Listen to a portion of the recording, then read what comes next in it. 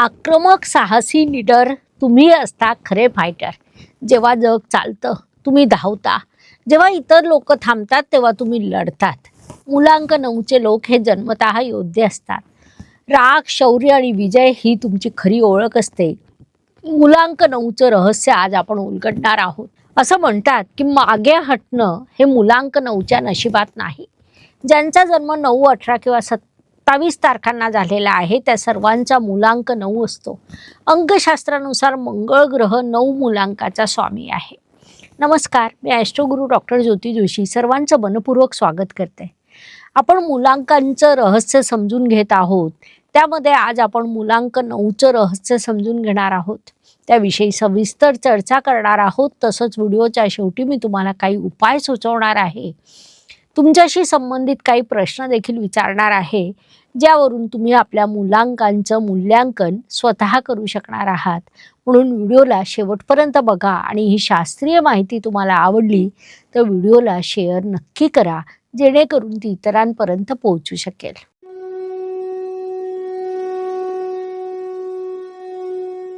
अंकशास्त्रानुसार मंगळ ग्रह 9 मुलांकाचा स्वामी आहे। मंगळ म्हणजे शौर्य, मंगळ म्हणजे स्पर्धा, मंगळ म्हणजे नेतृत्व होय। कोणतीही गोष्ट तुम्हाला समस्या वाटत नाही, कारण कोणत्याही प्रश्नाकडे तुम्ही समस्या म्हणून बघतच नाही, तर मिशन म्हणून बघतात। तुमचा मुख्य गुण म्हणजे तुम्ही जिद्दीने ओतप्रोत भरलेले असतात। निसर्गतः म्हणून तुम्ही नेतृत्व सोबत घेऊन आलेले आहात। तुम्ही रक्षक आहात, तुमच्यात ताकद आहे, तुम्ही प्रामाणिक आहात। या सर्व गोष्टी चांगल्या असल्या तरी कोणताही मनुष्य पूर्णपणे चांगला किंवा पूर्णपणे वाईट असू शकत नाही। जिथे गुण असतात तिथे दोष असतात। त्यानुसार 9 मुलांकाच्या लोकांमध्ये काही दोष बघायला मिळतात। पहिली गोष्ट म्हणजे आपल्या रागावर नियंत्रण ठेवणं तुमच्यासाठी अत्यंत आवश्यक असतं।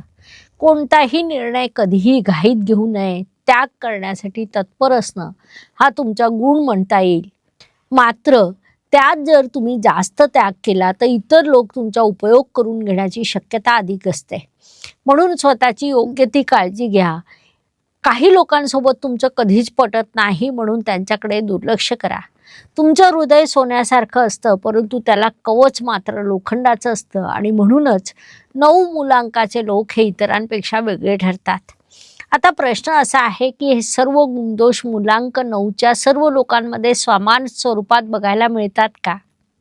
तर तसं होत नाही, कारण प्रत्येक मनुष्य वेगळा असतो। त्यामध्ये तारखेनुसार फरक पडत असतो। म्हणजे 9 तारखेला जर तुमचा जन्म आहे तर तुम्ही थेट फायटर आहात, अग्रेसिव्ह आहात। पोलीस, संरक्षण विभाग, खेळ अशा क्षेत्रांमध्ये करिअर करण्याची शक्यता आहे। जर 18 तारखेला तुमचा जन्म झाला असेल तर तुमच्यावर मंगळासह रवी आणि शनीचाही प्रभाव असतो, कारण अंकशास्त्रानुसार 1 म्हणजे रवी आणि 8 म्हणजे शनी होय। मग तुम्ही इमोशनल योद्धे होतात। डिफेन्स सेक्टरमध्ये, हिलिंग सेक्टरमध्ये तुम्ही कार्य करू शकतात। तसंच जर 27 तारखेला झालेला असेल तर तुमच्यावर मंगळासह चंद्र आणि केतूचा प्रभाव असतो, कारण 2 म्हणजे चंद्र आणि 7 म्हणजे केतू होय। तेथे तुमच्या अग्रेसिव्हनेसला बुद्धिमत्ता येते, धैर्य येतं, लीडरशिप येतं आणि पॉलिटिक्समध्ये तुम्ही यश गाठतात। शुभ अंकाच्या दृष्टीने 1, 3 आणि 5 हे तुमचे मित्र म्हणता येतील। या अंकापासून सहकार्य प्राप्त होतं। 9 आणि 2 अंकाचं एक वेगळं नातं आहे, कारण 2 म्हणजे चंद्र होय। वैदिक ज्योतिषशास्त्रात चंद्र मंगळ युतीला लक्ष्मी योग म्हटलं जातं, परंतु तो शुभ आणि अशुभ देखील असतो। म्हणजे या योगात पैसा प्राप्त होतो, मात्र इमोशनल बॅलन्स होत नाही। तसंच कौटुंबिक विवाद निर्माण होतात। 6 अंक शुक्र ग्रहाचा आहे आणि तिथे देखील तुम्हाला थोडं इमोशनल बॅलन्स करून घ्यावं लागतं। मग तुमची मैत्री टिकते, कारण 6 अंकाला तुमचा अग्रेसिव्हनेस मान्य नसतो। 4 अंक हा तुमचा विरोधी अंक आहे, तर 7 अंक देखील तुमचा विरोधी अंक आहे।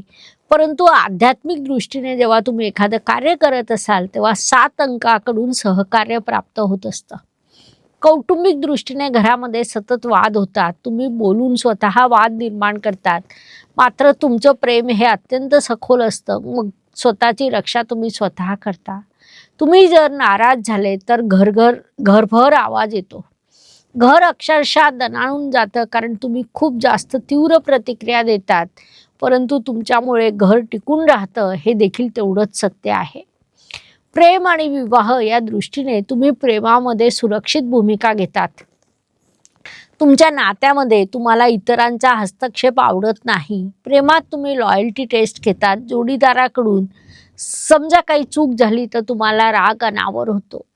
मुलांक 9 साठी योग्य जोडीदार म्हणजे 2, 6, 3 आणि 1 हे अंक असू शकतात. रिस्क निर्माण करणारे किंवा वाद निर्माण करणारे अंक 4 आणि 7 आहेत.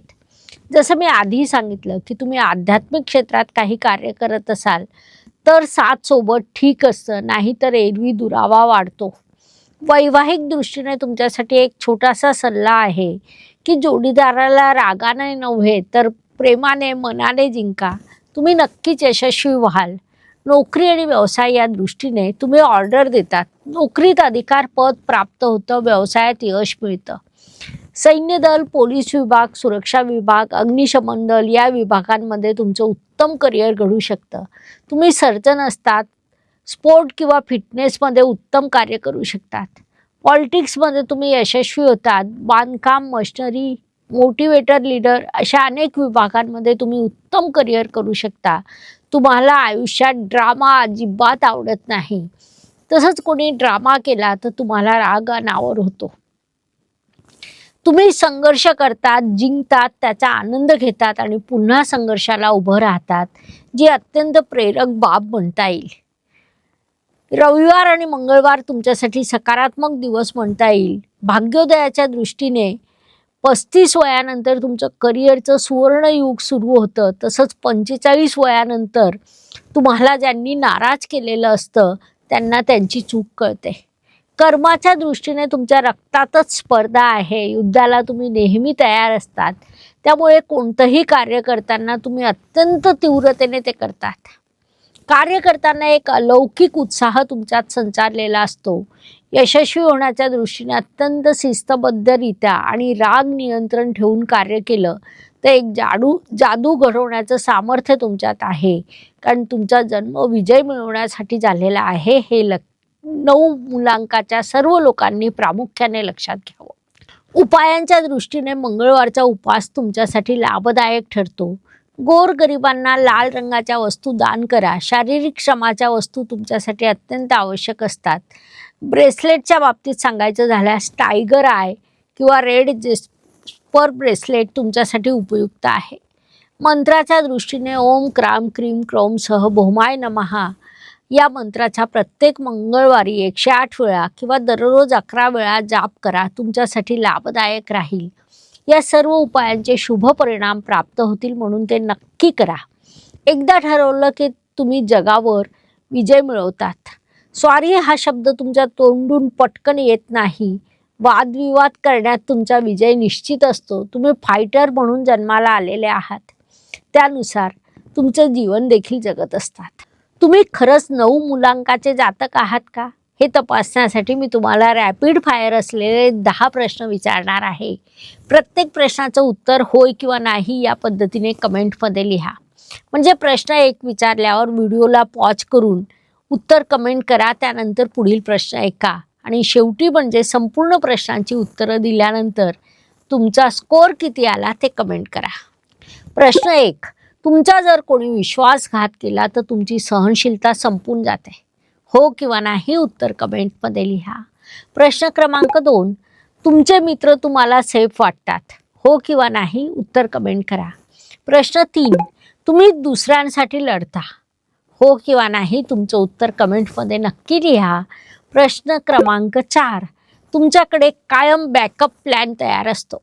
म्हणजे प्लॅन ए आणि प्लॅन बी असे तुम्ही कायम तयार करून ठेवलेले असतात. हो किंवा नाही उत्तर कमेंट करा. प्रश्न 5, तुमचं नो म्हणजे नो असतं, त्यात बदल होत नाही. एकदा नाही म्हटलं की ते कायमस्वरूपी नाही असतं. हो किंवा नाही उत्तर कमेंटमध्ये लिहा.